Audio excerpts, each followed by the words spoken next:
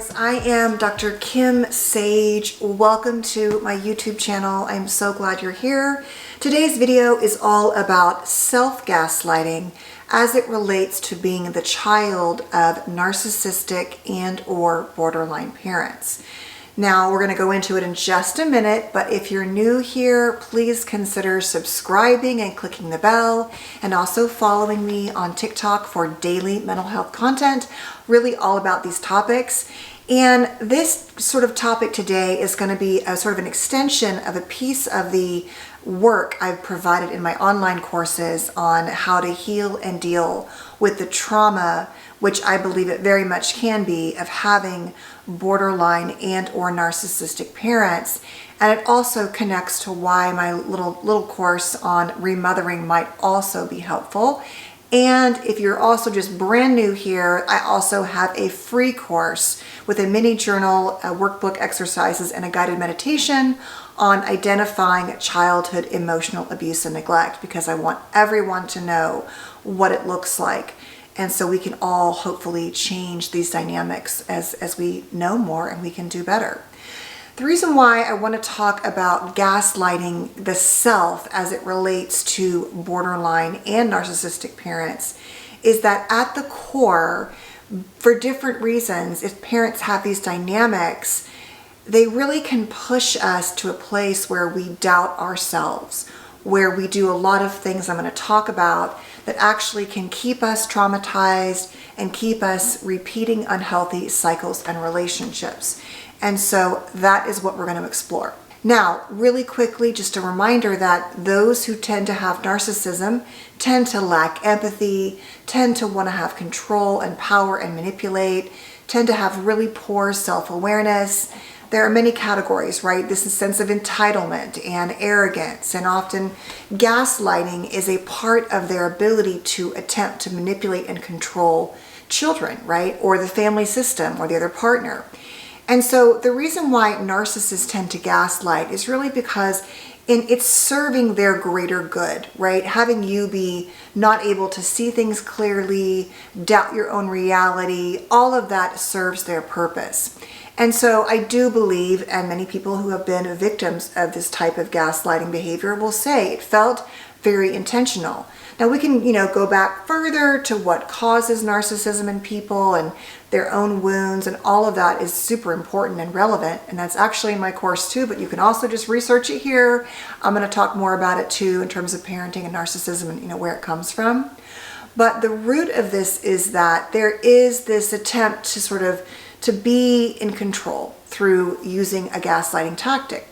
And as a child, when that happens to you again and again and again, or you watch it happening to your parent or the whole family dynamic, it starts to embed. The roots of it inside feel like that on the surface, things are not what they seem, that no matter what you thought you saw, you didn't see, right? You're told that it didn't happen that way, you're crazy, you're making that up.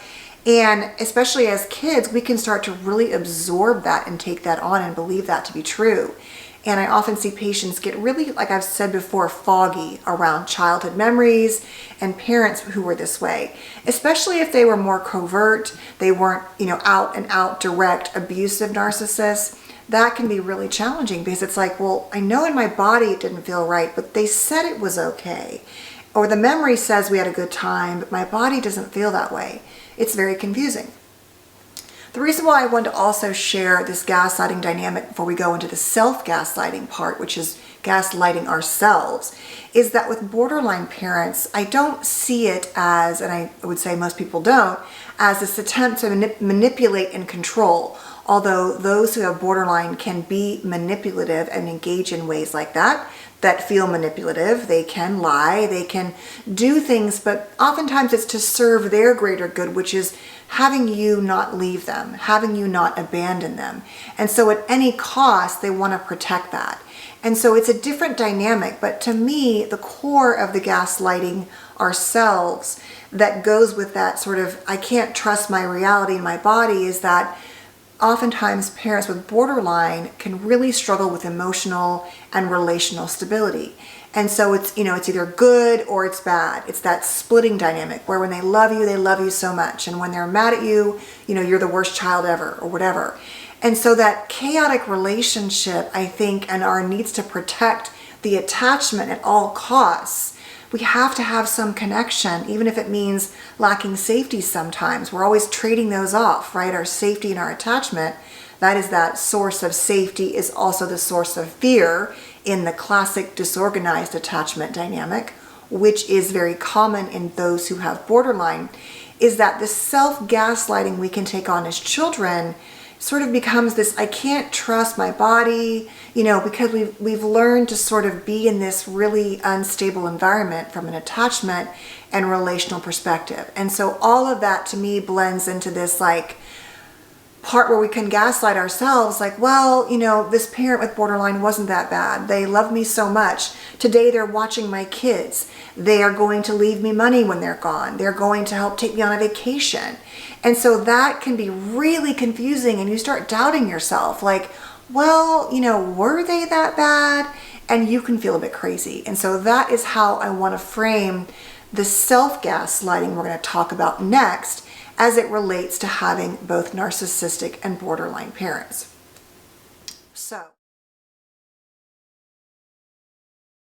So, as I was saying, assuming you had a purely narcissistic parent and purely borderline, which can also, they can be in relationship with each other and choose each other, that is also somewhat common. So you could have one of each type of parent. But the core of it is you can't really trust in your body, in the relationship, that things are going to be and say and do what they are supposed to be, and that they're going to be generally and mostly consistently safe.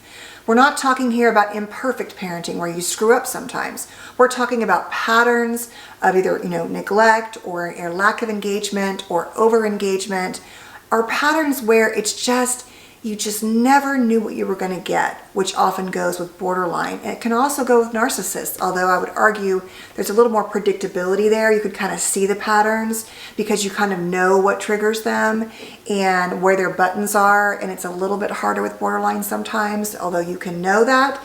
It can also vary because their mood and relationships and emotions vary. But all of that sort of not knowing and feeling truly safe in your body, I think to me is the source, no matter how the gaslighting plays out in our childhoods. And so what does self-gaslighting mean? It's basically taking that same dynamic where you don't know or see or trust that it is what it is, or you're told that it's not that way, and you turn it on yourself. The lens becomes, I can't trust myself. I doubt myself. I minimize my pain, my story, my wound. I rotate around others to keep it off of me, to really let myself honor and feel what I feel. Basically, I find any way I can to not really hold the truth in myself, that what I know is true, that this behavior, these things you called me, these names that you said, these parenting things you did to me were all true. And so we become adults who often are always doubting, was it that bad? Because people can live, like I've said before, and have these beautiful lives on the exterior, and parents who volunteered at everything, and they were the classroom parent, right? Or they did the dad's camping trip and be like, yeah, but they were there. But then when we go back and unpack it, we realize that there were all these narcissistic behaviors, right? Or ways of engaging, or borderline type patterns that, yes, some of those things were good, but when you peel back the layers in the surface, there was a price to pay, or there's a big, gaping wound inside of there. And so let's talk a little bit about what that looks like and how we can do that in some more examples. So what that might sound like is, yeah, and this can happen in therapy. I know it sounds bad. But it really wasn't that bad. Or I'm going to tell you a story and you're going to think this is really bad, but then it was really good at the end, and you'll understand why. Or I know my parent, I know when I say it out loud, they did all those things. I know it doesn't sound good, but you have to understand, they really struggled in their childhood too. They had terrible parents. And as I always say, yes, that is so true. And it doesn't mean it was okay what they did to you. We're not taking away from the fact that trauma can be generational, and these parenting practices can be so generationally wounding. But when you do that at the expense of honoring that, yes, it was bad for them and it was still not okay, that's what we're talking about here. That's where you're self-gaslighting, when you're throwing up all these reasons why, it's not what it seems, or I shouldn't be complaining, they bought me my first car, they paid for my wedding, whatever it is, it still doesn't make it okay. Or we say things like, I've done all this therapy, why am I not over it by now? I don't understand that. And, of course, we can find better fits in therapy than not. But, many of us arrive in our therapist's office after, 20 something plus years of knowing these things to be true in our bodies and minds. You're not just going to unpack them in a handful of sessions or even in a year or so. I know that it's not always sustainable to be in therapy for a long time or forever, right? The idea is that we learn and grow, maybe come back in or out. But the truth is that many people do spend years, and it evolves what we're working on. And at the same time, if they're not able to do that or don't want to, many people focus on, books and podcasts and workshops and courses and journaling. So there's this evolutionary place to keep growing no matter where. You just can't expect that you healed that. You can learn to work through things, right? But you're not just going to have them always go away and never be triggered. It's just that hopefully over time, the volume goes way down on the triggers. And when it does go up, you are developing tools to manage it. And maybe if it's become a problem, it doesn't last for a month. It's a few hours or a day or two, right? That's the reality of it. You might say things like, I'm just sensitive. I'm sensitive. I overreact to everything. So I know it sounds this way. It's like that. That's the flavor of that. So how does this continue to hurt you? It hurts you because, number one, it often keeps you in the trauma bond with these parents because they have done this sort of behavior where you don't feel like you're entitled to your pain, or they've told you, you're being a sensitive crybaby, get over it. And then you take that torch and gaslight yourself. And so if you stay in the exact same relationship without changing it in some fashion, implementing boundaries, modifying the demands of the relationship, doing some work, you stay in the trauma bond, and the trauma bond will keep you self-gaslighting, because that is the only way to stay connected to the parents, is to continue deceiving yourself. Because if you finally see what's going on and face it in therapy or otherwise, the healthy part of you will demand that you do something about that. And that is going to require, which is often terrifying, setting a boundary, standing up to a parent, trying to change the dynamic. Worst case scenario, removing yourself from the relationship. Ideally, many steps before that.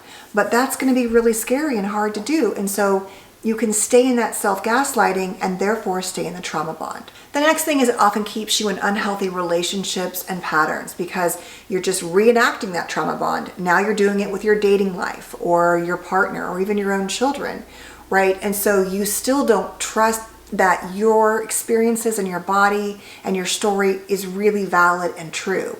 And so you often find partners who just repeat the same cycle because that feels like home and it feels so familiar for you. The next few things it does is this self-gaslighting takes away your ability to change your life, as I was saying, because if you don't see it, you can't change it. It undermines your self-confidence and often makes you feel like an imposter because deep down inside, there's not integration inside about what happened to you and what the wounds are and what's happening now. It's like everything is fractured and split off. And so you have a hard time seeing yourself as whole and worthy. And even when you do well or succeed, you feel like, you gaslight yourself into saying, well, I just got lucky with that, or, things just happened to me. I don't really deserve this, even though you worked your butt off for it, those kinds of things. And the core of it is it can often keep you also really activated in mental health issues like anxiety, depression, OCD, certain trauma triggers, because you're often reenacting a lot of that mental and physical health issues, including chronic health issues, which we know are part of childhood trauma. All of that self-gaslighting keeps you kind of in that, that inner wounded child posture. And just really quickly, not to mention it, but it is true, the course I made on learning to remother yourself is that part of it is that we are the wounded child and we're also the internalized healed mother. And so how do you do that, right? How do you come to the child and try to help them heal? That's that reparenting dynamic. And so that can really be a problem too, because you're living out of that wounded child self, but you're in this adult body, and subconsciously you're repeating patterns and, like I'm saying, self-gaslighting and staying in these stuck and wounded patterns and cycles. So what can you do to help get out of this? The first thing I would really encourage you to do is to, at a minimum, get some books. I've got many on my website page. I have a whole page on resources on books. Read books about parents like this. Do try to figure out, does it fit this pattern of narcissism or borderline? Or, I struggle with the emotionally immature concept, because when I read through that, I feel like, I think it's incredibly helpful, don't get me wrong, like incredibly. And if that's all that you see it as, that's okay too. But it helps you understand, I think, if a parent has narcissism or borderline. First of all, we know that borderline actually does more and more show to have stronger genetic and biological links. And so if it's in the family system, the closer you are to the person who has it, the more likely it might be to be transmitted. It is not just a childhood trauma or trauma disorder. So that's one thing. You can also have early intervention. Understanding that borderline has this chaotic pattern for the child where you feel loved, that devalued and idealized, that splitting dynamic, I think it's really powerful, because what I found through posting all of these videos, especially on borderline and on narcissism, frankly, is that when people get it, oh my gosh, my parent has likely had this disorder, it takes the fault off of the child, because so much of the time, like we might say, yeah, that wasn't right, but it still feels like it's our fault. We can still feel such shame and wound and like we're bad inside at the core. And I believe that when you understand, it is narcissism. It's almost like it helps externalize it. It's like, okay, and it gives you the tools to know what is possible. Because if you have a truly narcissistic parent and they're not in therapy, which they typically are not, right? They typically have really low self-awareness. They're not going to change. And so once you accept that and know that, it gives you a pathway for knowing what your options are. What is a realistic path for having engagement or relationship or not with them? And the same is true for borderline, especially if they remain untreated. Though borderline, I keep saying, I know there's so much more conversation and diagnoses around it. Historically speaking, like many generations of us, the parents didn't think they had borderline. They would say, no, I don't. But when we look at the patterns and the behaviors, it explains so much. And then when you add in the fact that we all know now how impactful childhood trauma is to all of us, that 87% of us have at least one ACE score on the Adverse Childhood Experiences Study. If we're saying that childhood trauma causes a lot of our issues, and we're saying disorders like narcissism and borderline can be triggered and set off through trauma, which we know for sure with borderline and certainly with narcissistic parents and the childhood of a narcissist and the child's experience of that narcissist, as well as genetic factors, to me, it explains so much. And so that is why I keep talking about it, because I think that if you understand, for example, that your parent is an untreated narcissist or an untreated borderline, or they've tried treatment but they just can't stick to it.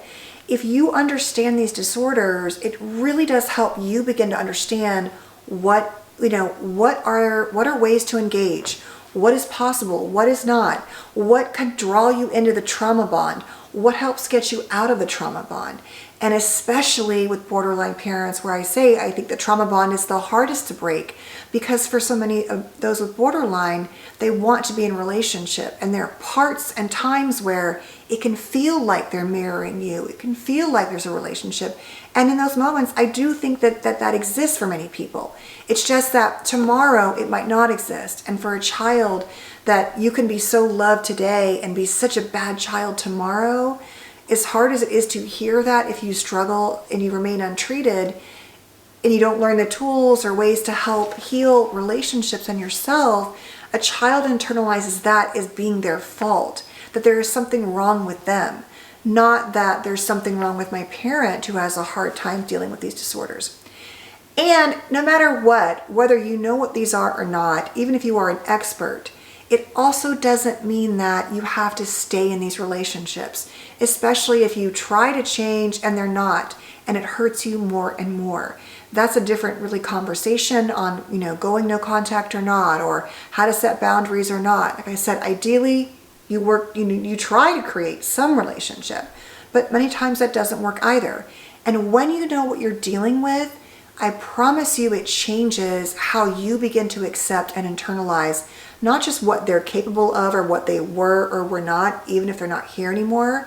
It also gives you a roadmap and a guide for how to heal your life. Because I do believe there are specific imprints and certain struggles, and we know this is true with, whether or not you're raised by a parent who has a more narcissistic presentation versus a borderline one, and where your wounds are, and a roadmap helps you figure out where your trauma triggers are, where to work on your healing, where to focus your current relationship dynamics with yourself and others, self-compassion, right? You name it. To me, it does matter when we know, because when we do understand it, we have the ability to begin to know how to change it. And I just want to say that the way out of this, in addition to all of that, I got a bit sidetracked, is to focus on self-validation, right? To learn how to honor your own emotions, how to validate what you're feeling without bringing in that second guessing part. When you hear that voice saying, get over it, it didn't happen, you want to honor it did happen and it hurts. But I hear you, this part of me that doesn't want me to acknowledge it because it's scary and it hurts. So you hold that. You learn to identify what you're feeling and emotions. You learn to identify in your body when things don't match up, right? It's like when I'm gaslighting myself, oftentimes you might notice that I'm saying the words, for example, to my therapist, to my friend, it wasn't that bad. But somewhere in my body, something is happening. I'm shutting down. I'm feeling a sense of panic, maybe. Maybe I'm feeling numb or foggy. This is a very common one I keep saying. And you want to learn how to work through those body triggers, through working on your nervous system. Going back to this video on regulating your nervous system using polyvagal theory ideas. Breathing, mindfulness, all the things that help you get integrated and connected to yourself. You want to work on your trauma triggers, understanding what do I do and say when I'm gaslighting myself that puts me into that fight or flight or that shutdown, and then learn the tools to get out of emotional flashbacks or states of that sort of dissociation where it's shut down, or where we're sort of activating and going, up into that fight or flight, overworking, overdoing, panicking, whatever it is, frantically trying to escape those feelings. Because the truth is that gaslighting that happened to you in childhood, it is still living in your body today. And you have just taken that torch and lit the torch inside yourself when you gaslight yourself. And you want to begin to learn how to say, wait a minute, this is not matching up. What I'm saying, what I'm doing, or I'm saying this, but I'm chronically sick all the time. Or I can't seem to get a handle on my well-being or my relationships. Maybe it's not going to fix that, because obviously it takes many steps to heal ourselves. But that one good, healthy step would be to begin to validate and acknowledge myself. Something that maybe I was too scared to do, wasn't safe to do, etc. in childhood. So I hope this was helpful. I hope you will consider coming back and joining me for more, and that you will take very good care of yourself today and stay safe and well. And I will see you next time. Bye, guys.